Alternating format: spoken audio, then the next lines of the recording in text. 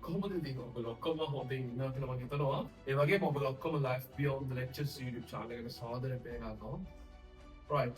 Today video එක පොඩ්ඩක් special මොකද in this video I'm going to explain කොහොමද CEO to පොඩි වයසකදී කොහොමද අපි international UK recognized engineering එකක් වෙන්නේ කොහොමද කියලා. So stay tuned with me, sit back, relax, let's go to the video.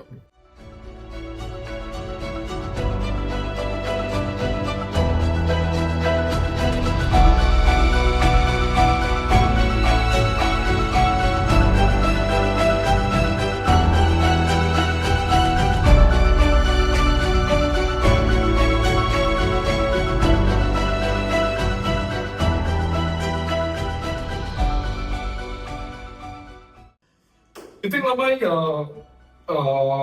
ගොඩක් වීඩියෝස් මම මෙන්ෂන් කරනවානේ ගොඩක් මේ ෆීල්ඩ් රිලේටඩ් වීඩියෝස් එන්න නියමිතයි ගොඩක් ඒවා ඔයගොල්ලන්ට හෙල්ප් එකක් වෙයි කියලා හිතනවා ඔක්කොම.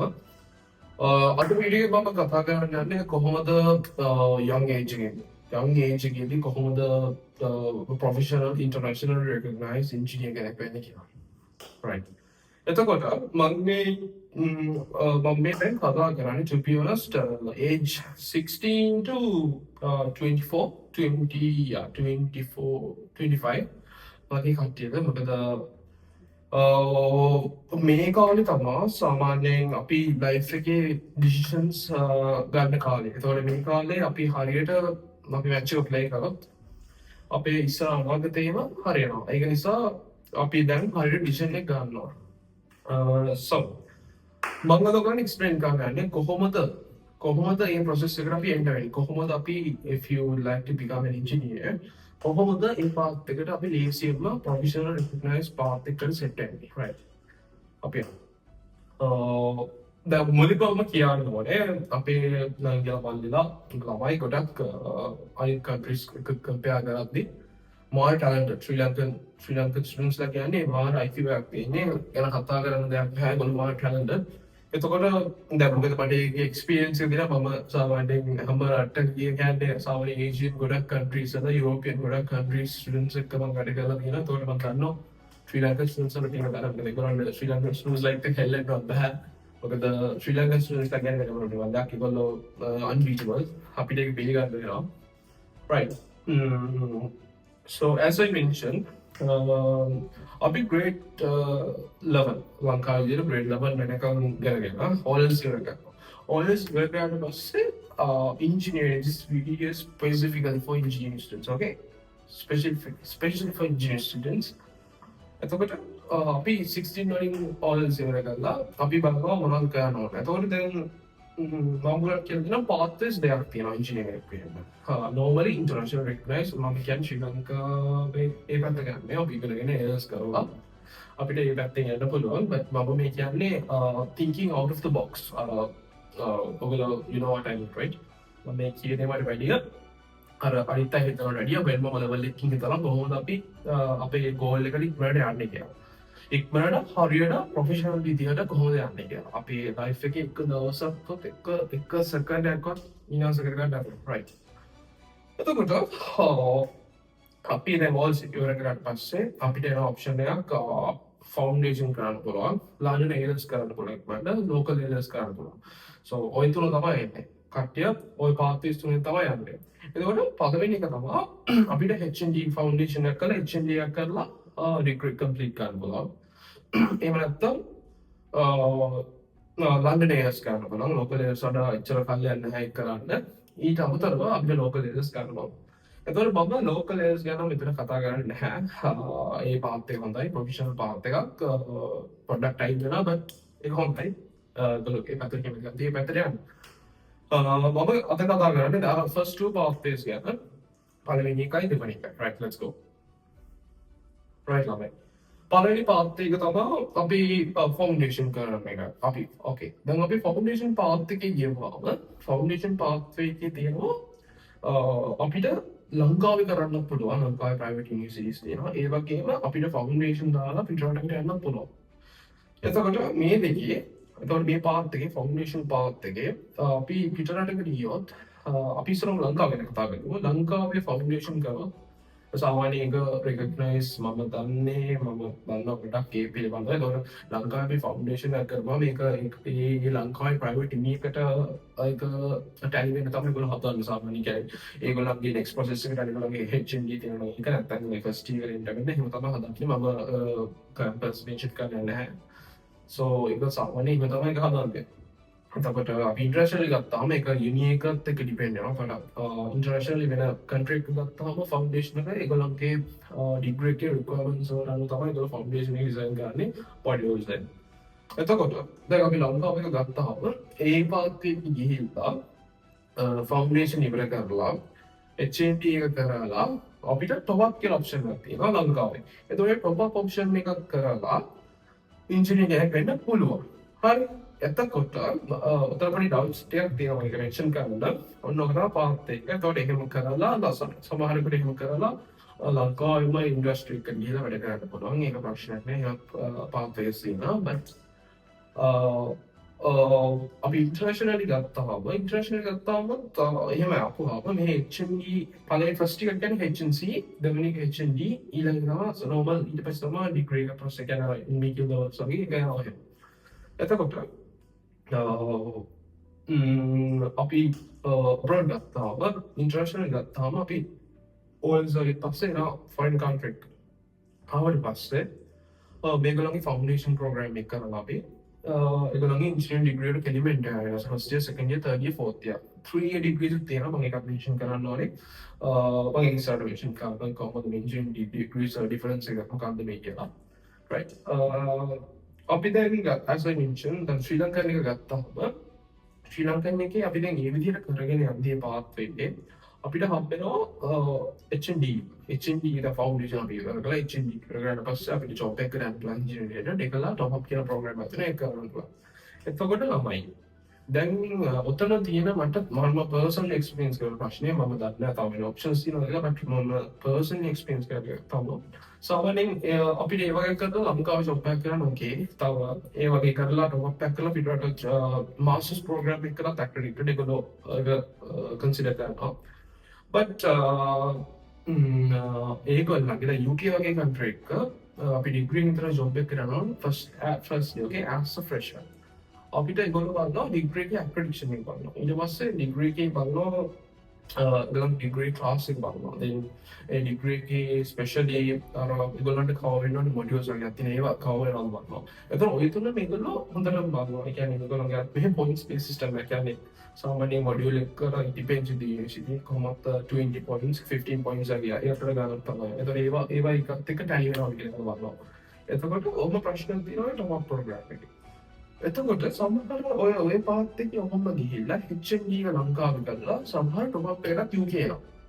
UK කියන්නේ all of the countries. තව මෙන්න රටවල් තියෙන්න පුළුවන් ඕස්ට්‍රේලියා, යුරෝප් countries වලට. එතකොට ඔතන ප්‍රශ්නයක් තියෙනවා.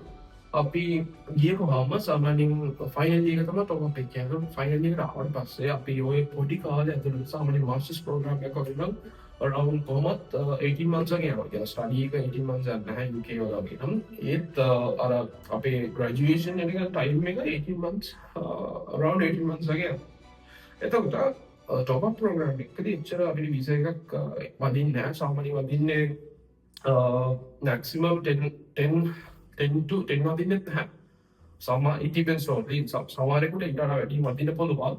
but ඒක තමයි limit එක. ඒව වදිනවා. ඒතකොට අපිට ඒ කාලය ඇතුළත degree ඉවර කරලා jobs වලට දාන්න පොඩ්ඩක් වෙලාවක් මදි. ඒතකොට අපි මෙහෙ එකක් තියෙනවා PSW එක. ඒතකොට PSW එක type එකේ තමයි ඒක කරන්න ඕනේ. එතකොට එතන පොඩි time case එකක් තියෙනවා. ඒතකොට සමහර වෙලාවට මේගොල්ලෝ not always but සමහර companies most of the companies let's say 75% of companies as a fresher job එකකට දාද්දි ඒගොල්ලෝ අහනවා ඔයගොල්ලෝ ඩිග්‍රී ඇක්‍රෙඩිටඩ්ද කොහොමද මොකක්ද මේ එක හැම ඇප්ලිකේෂන් එකම ඒගොල්ලෝ එක අහනවා මෙන්ෂන් කරනවා කොහොමද ඇක්‍රෙඩිටේෂන්ස් තියෙනවද ඩිග්‍රී එකට. එතකොට අන්න උත්තර පරි ප්‍රශ්නයක් තියෙනවා. මොකද ළමයි ඔයගොල්ලෝ ටොප් අප් එකට ඇප්ලයි කරද්දී ඇප්ලයි කරනවා නම් බැරිවත් ඒක ලංකාවේ පාත් එකේ ගිහිල්ලා HND එක කරලා ටොප් අප් එකට ඇප්ලයි කරනවා නම් බලන්න ඒ ටොප් අප් එක ඇක්‍රෙඩිටඩ්ද කියලා. මම ඒක ඇක්‍රෙඩිටේෂන් කියලා තව ඉස්සරහට කියනවා ඇක්‍රෙඩිටේෂන්ස් එකක් තියෙනවා HND ඩිග්‍රී වල. ඒක මොකක්ද මෙන්ෂන් කරනවා. ඔක තමයි ඔබට ටොප් අප් කියන්නේ තියෙන්නේ. එතකොට ලංකාවේ කරනවා නම් එහෙමයි මෙහායිල කරනවා නම් එහෙමයි. ඒක තමයි පාත් එක. but apart from those UK පාත් එක ගත්තාම ස්ටුඩන්ට් ඕල් ලංකාව වලස් ඉවර කරා මෙහෙට ආවා අවිල්ලා ෆවුන්ඩේෂන් එක ඉවර කරා එහෙම ෆස්ට් ඉයර් ස්ටාර්ට් කරා සෙකන්ඩ් ඉයර් තර්ඩ් ඉවර කරා වැඩි ඉවරයි ග්‍රැජුවේට් එතකොට අපි සාමාන්‍යයෙන් ලංකාව වලස් ඉවර ගාදී 16 17 වගේ වෙනවා 16 එතකොට 16 ආවට පස්සේ 17 ගම ෆවුන්ඩේෂන් ඉවර 17 18 19 20 වෙද්දී ඉන්ජිනියර් හරි පාත් එකකින් ආවනම් වයස අවුරුදු 20 වෙද්දී internationally recognized professional engineer කෙනෙක් වෙලා ඉවරයි. මොකද ඒ පාත් එක හරියට එන්න ඕනේ. මොකද ඔයගොල්ලෝ ළමයි ඩිග්‍රී එකක් සිලෙක්ට් කරගන්න බලන්න ස්පෙෂල් ඉන්ජිනියරින් ෆීල්ඩ් එකේ ඉන්ජිනියරින් ඩිග්‍රී එක ඇක්‍රෙඩිටඩ්ද කියලා. මොකද ඉන්ජිනියරින් ඩිග්‍රී එකක් ගත්ත පළියට ඒ ඉන්ජිනියරින් නෙමෙයි it's just a degree, you know, it's just a degree. එතකොට අපි හරියට බලන්න ඕනේ ඩිග්‍රී එක ඇක්‍රෙඩිටඩ්ද කියලා. ඇක්‍රෙඩිටේෂන් එක මත තමයි ඔයාලා යන පළවෙනි ජොබ් එක සිලෙක්ට් කරන්නේ. මොකද මෙහි ආවට පස්සේ අපි මම මේ මෙන්ෂන් කරන්නේ 25 බව කට්ටිය නෙමෙයි. මම ටාගට් කරන්නේ අර youth gang එක 16 to 25 එක. 24 5 එක. එතකොට අපි ඒ කාලේ ගේම් කරන එක්ස්පීරියන්ස් එක පොඩක් අඩුයි. මොකද ඉන්ඩස්ට්‍රි එක්ස්පීරියන්ස් කොහොමද නැතිව තරන්නේ. එතකොට ඔතන ප්‍රශ්න තියෙන්නේ ජොබ්ස් වලට ඇත්තේ අපි ලංකාවේ එක්ස්පීරියන්ස් ආවම මේක එච්චර කන්සිඩර් කරන්නේ නැහැ. මොකද අපිට බෝඩු දාන්න බලන්නේ. මොකද එහෙම කලින් කන්සිඩර් කරලා තියෙනවා. බට් now දන්නවනේ අර අනිත් රටවල මම රටවල් මෙන්ෂන් කරන්නේ නැහැ. අනිත් ඒෂියන් කන්ට්‍රීස් වල අපේ වටේ තියෙන කට්ටිය කේකව කරලා දැන් හොර සර්ටිෆිකේට් ගහලා මේවා කරන දාලා now දැන් ඒගොල්ලෝ ලංකාවේ කියන්නේ අපේ රටේ අපේ ලෝකල්ස් ඒගොල්ලෝ කන්සිඩර් කරනවා. අඩුවද? අඩු හොඳට පාඩි මම දන්න විදිහට ගොඩක් අය අඩුයි. මම කියන්නේ බහුතරක okay so then අපි අර ප්‍රොෆෙෂනල් විදිහට යනවා okay but මේගොල්ලෝ දැන් ඒගොල්ලෝ think අපි ප්‍රොෆෙෂනල් විදිහට දුන්නත් ඒගොල්ලෝ අපේ බලන පැත්ත පොඩ්ඩක් වෙනස් මේගොල්ලෝ මෙහෙමනි කියලා වගේ තමයි බලන්නේ because of that reason right එතකොට තමයි එහෙම තමයි එතන වෙන්නේ. එතකොට අපි ඉන්ජිනියරින් ඩිග්‍රී එකක් ගත්ත පරිදි ඉන්ජිනියරින් කෙනෙක් වෙන්න හැන්. එතකොට අපි ඔක්කොම ඇක්‍රෙඩිටේෂන්ස් බලනවා ඩිග්‍රී කොහොමද කියලා මේ ඒ පාත් එක හරියට අපි ෆලෝ අප් කරනවා. ඒතකොට ළමයි ඉන්ජිනියරින් ඩිග්‍රී ගත්තාම මේන්ලි පාර්ට් එකයි මේන්ලි කැටගරි දෙකයි. BSc electrical electronics engineering එකයි BE electrical electronics engineering එක ඔක්කොම පොදුයි. හැම ඉන්ජිනියරින් ඩිග්‍රී එකක්ම පොදුයි. as an example ගන්න කරේ. එතකොට BSc කියන්නේ Bachelor of Science in Electrical Electronics Engineering, Bachelor of Science Engineering in Electrical Electronics, BEng කියලා කියන්නේ Bachelor of Engineering in Electrical Electronics. මොකක්ද මේ වෙනස? right. වෙනසක් කියන්නේ UK වල ඔකේ වෙනස කියන්නේ මෙහි සාමාන්‍ය BSc එකේ කරන්නේ philosophy පැත්ත වැඩි. ඒ කියන්නේ අපි කරන modules ගත්තාම අපි තියනවා සාමාන්‍යයෙන් මගේ as I mentioned අර වෙන department wise එකකින් මගේ එනවා. ඒතකොට අපි ගත්තාම එක මොඩියුල් let's say අපි engineering mathematics ගත්තාම ඒකේ තියෙන මොඩියුල්ස් වල අපි හිතුවා ෆස්ට් සෙමස්ටර් එකේ කරන්න ඕනේ මේ මොඩියුල් එකේ ෆස්ට් සෙමස්ටර් එකේ chapters 5ක් කරන්න ඕන normal engineering degree එකේ normal BE එකේ 5ක් කරනවා. අපි සාමාන්‍යයෙන් 8 වගේ කරනවා. ඒ කියන්නේ philosophy වැඩි. මේ මම හිතනවා ඔයාලට ටික තේරෙනවා කියලා philosophy එකක් තමයි හොඳ නම. එතකොට ඒගොල්ලෝ අර වැඩිපුර ටාගට් කරන්නේ philosophy එක. එතකොට මේ ඉන්ජෙක්ට් ටාගට් කරන්නේ ප්‍රැක්ටිකල් ටික පට්ට වැඩි හරි වැඩි. හැබැයි ඒ දෙක ඇද්දේ වෙනස දෙය ලොකු වෙනසක් නැහැ. ඒ මාර ෆිල්ටර් කරන්නේ නැහැ මෙහෙම කියලා. ඕකේ මැටර් එක තියෙන්නේ ඉන්ජිනියරින් ඩිග්‍රී එකේ රෙකග්නිෂන් එකක් එක. මොකද අපේ රෙකග්නිෂන්ස් කියලා මේන්ලි කරන්නේ අපි ගත්තාම IT දෙනවා. එතකොට අපි ඉන්ජිනියරින් ඩිග්‍රී එකක් ගත්තාම අපි සිවිල් ඉන්ජිනියරින් ගත්තාම තියෙනවා IC Institute of Civil Engineers. ඊට පස්සේ තව ඒගොල්ලෝගේ ඇක්‍රෙඩිටේෂන්ස් ගොඩක් තියෙනවා ඒක රිලේටඩ් ඒ ඩිග්‍රී එකට. එතකොට අපි aeronautical aircraft maintenance වගේ ගත්තාම මේ UK වල Royal Air Force වල ඇක්‍රෙඩිටේෂන් එක දෙනවා. ඊට පස්සේ IMEC එක තියෙනවා Institute of Mechanical Engineers ලගේ ඇක්‍රෙඩිටේෂන්ස් තියෙනවා. ඒ වගේ ඒගොල්ලන්ට ගොඩක් එක ස්පෙસિෆික් ඩිග්‍රී එකට ස්පෙસિෆික් ඇක්‍රෙඩිටේෂන්ස් තියෙනවා. එතකොට UK වල මේන්ලි බලන්නේ ඇක්‍රෙඩිටේෂන්. මොකද අපේ ඩිග්‍රී එකට රෙජිස්ටර් වෙන ගමන් අපිට යුනික් මේල් එක හම්බුනම අපිට ඒගොල්ලෝගේ කම්පැනි එකත් එක්ක ලින්ක් වෙලා ඒ කියන්නේ ඒ ඉන්ස්ටිටියුට් එකත් එක්ක ජොයින් වෙලා අපිට ඒගොල්ලොත් වැඩ කරගෙන යන්න පුළුවන්. ඒගොල්ලෝගේ normal annual meetings තියෙනවා, gatherings තියෙනවා, functions තියෙනවා. ඒගොල්ලෝගේ innovation වෙනම ඒගොල්ලෝගේ වෙනම යන ඔක්කොම කරලා අපි ඒගොල්ලොත් එක්ක කනෙක්ට් වෙලා ඒගොල්ලොත් එක්ක අපි build up කරගන්න ඕනේ කැරියර් එක CPE එක. එතකොට ළමයි එහෙම තමයි අපි growth එක හැදෙන්නේ. එහෙම ගිහිල්ලා at the end of the day අපි එහෙම වෙනද graduation එකක් නැද්ද ඒකත් එහෙම අර පැත්තෙන් ගිහිල්ලා අපි ඒක ලස්සන balance කරගන්න. මොකද at the end of the day අපිට ඒගොල්ලෝගෙන් හම්බ වෙනවා. IT ගෙන් හම්බ වෙනවා graduate engineer වුණා කියලා ඒක හරියනවා.